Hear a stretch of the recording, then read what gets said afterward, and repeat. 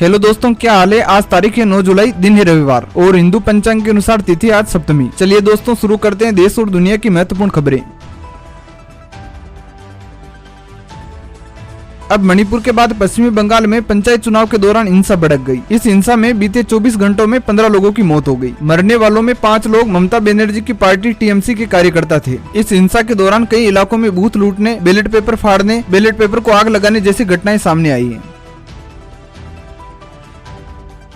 पश्चिमी बंगाल में हिंसा की घटनाओं को लेकर केंद्रीय गृह मंत्री अमित शाह ने राज्य सरकार से रिपोर्ट मांगी है। उन्होंने बीजेपी के प्रदेश अध्यक्ष सुकांता मजूमदार से बात की और कार्यकर्ताओं के बारे में जानकारी ली। और वहीं नंदीग्राम से भाजपा विधायक शुभेंदु अधिकारी ने कहा है कि बंगाल जल रहा है, केंद्र सरकार को यहाँ राष्ट्रपति शासन लगाना चाहिए।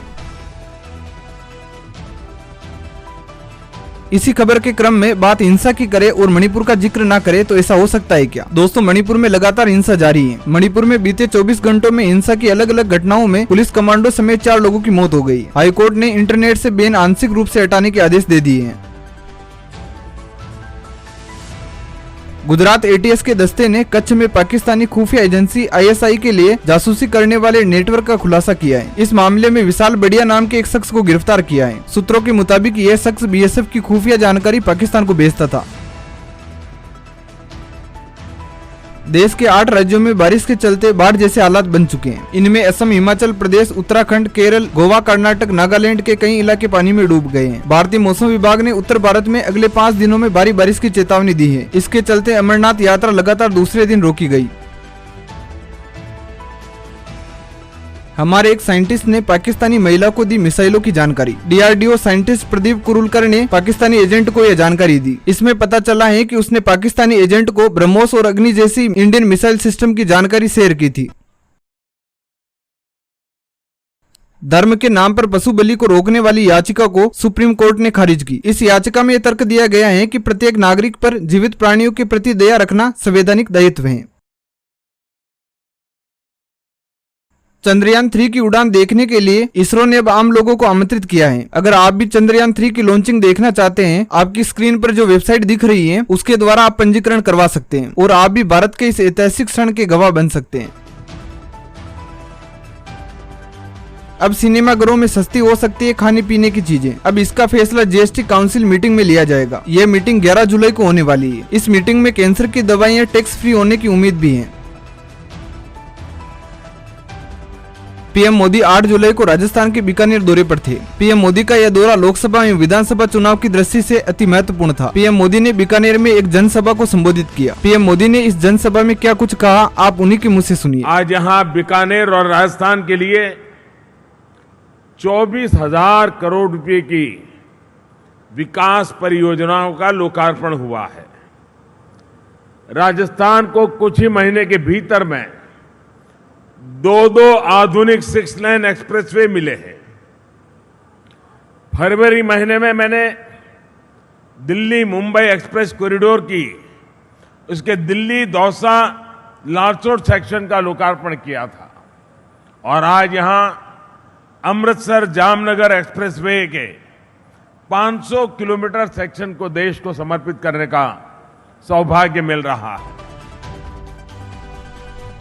कांग्रेस नेता राहुल गांधी ने शनिवार सुबह अचानक से हरियाणा के सोनीपत के एक गांव में पहुंचकर सबको चौंका दिया। राहुल गांधी करीब 2 घंटे तक खेत में रहे और गांव के किसानों के साथ बैठकर रोटी खाई और ट्रैक्टर चलाया। पीएम मोदी शनिवार को तेलंगाना पहुंचे। यहां उन्होंने वारंगल में भद्रकाली मंदिर में पूजा की। इसके बाद उन्होंने 6,100 करोड़ रुपए की योजनाओं का उद्घाटन व शिलान्यास किया। इस दौरान उन्होंने वारंगल में एक जनसभा को संबोधित किया। उन्होंने केसीआर सरकार पर हमला बोला। इस जनसभा को संबोधित करते हुए अपने भाषण में उन्होंने क्या कुछ कहा, आप उन्हीं के मुंह से सुनिए। आज तेलंगाना में ऐसा कोई प्रोजेक्ट नहीं है जिसमें भ्रष्टाचार के आरोप नहीं है। केसीआर सरकार यानी सबसे भ्रष्ट सरकार। और देखिए खेल, अब तो दिल्ली तक इनके भ्रष्टाचार के तार फैल गए हैं। हम पहले 2 देशों या दो राज्यों की सरकारों के बीच विकास से जुड़े समझौतों की खबरें सुना करते थे कि भाई विकास के लिए दो राज्यों ने समझौता किया, पानी के लिए दो राज्यों ने समझौता किया, ऐसी खबरें आती थी। लेकिन ये पहली बार हुआ है जब दो राजनीतिक दलों और दो राज्य सरकारों के बीच भ्रष्टाचार की डील के आरोप लगे हैं। ये दुर्भाग्य है कि जिस तेलंगाना के लिए जनता ने इतना संघर्ष किया, इतने बलिदान दिए, उस जनता को ऐसे दिन देखने की नौबत आई है। ये रहे आपके सामने 9 जुलाई के मुख्य समाचार। और भी नए अपडेट जानने के लिए DCR न्यूज चैनल को सब्सक्राइब करें।